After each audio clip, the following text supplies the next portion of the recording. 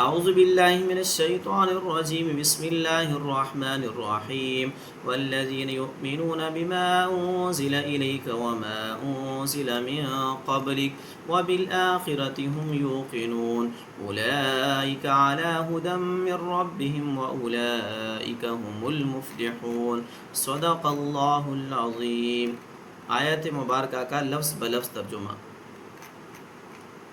والذین، اور وہ لوگ جو یؤمنون ایمان لاتے ہیں، بما اس چیز پر انزل الیک، انزل نازل کی گئی، الیک آپ کی طرف، وما اور اس چیز پر انزل جو نازل کی گئی، من قبلک آپ سے پہلے، وبالآخرۃ اور آخرت پر، یوقنون یقین رکھتے ہیں وہ،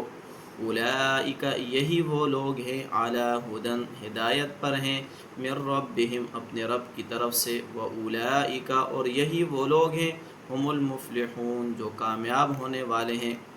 آیات کا محاورتاً ترجمہ۔ والذین یؤمنون بما انزل الیک، وہ لوگ جو ایمان لاتے ہیں اس کتاب پر جو آپ کی طرف نازل کی گئی، یعنی قرآن مجید پر، وما انزل من قبلک اور وہ ان کتابوں پر بھی ایمان لاتے ہیں جو آپ سے پہلے پیغمبروں پر نازل کی گئی، وبالآخرۃ هم یوقنون اور آخرت کے دن پر وہ یقین رکھتے ہیں، اولئک علی ہدی من ربہم ان صفات والے جو پہلے اللہ نے بیان کی، یہ وہ لوگ ہیں جو اپنے رب کی طرف سے ہدایت پر ہیں، وَأُولَئِكَ هُمُ الْمُفْلِحُونَ اور یہی وہ لوگ ہیں جو صحیح معنوں میں کامیاب ہونے والے ہیں۔ اللہ تعالیٰ نے اس آیت مبارکہ میں کچھ مزید صفات متقیوں کی، اہل ایمان کی بیان کی۔ فرمایا ان کی ایک صفت تو یہ ہے کہ جو قرآن کریم آپ پر نازل کیا گیا وہ اس پر بھی یقین رکھتے ہیں، اور جو کتابیں آپ سے پہلے پیغمبروں پر اتاری گئی وہ اس پر بھی یقین اور بھروسہ رکھتے ہیں، کامل اور مکمل یقین ان کتابوں کو یعنی اللہ کی طرف سے برحق اور سچ مانتے ہیں، اور اس کے ساتھ ساتھ آخرت کا جو دن ہے اس پر بھی وہ کامل اور مکمل یقین رکھتے ہیں کہ آخرت کے دن ہم نے مرنا ہے اور اللہ کو ہم نے